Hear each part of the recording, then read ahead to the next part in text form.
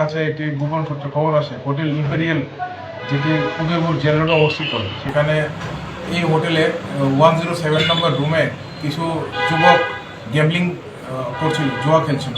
তৎক্ষণাৎ আমাদের আরকেপুর পিএসের অফিসার এবং স্টাফ ওইখানে হ্রাস করে এবং ওই রুম থেকে 7 জন যুবককে আমরা ডিটেন করেছি। তো তখন আমরা গিয়ে দেখেছি ওরা গ্যাম্বলিং করছিল, জুয়া খেলছিল উইথ কার্ডস, টিম তাস যেটাকে বলে, এবং তাদের কাছে টোটাল 1,24,450 টাকা সিজ করা হয়েছে।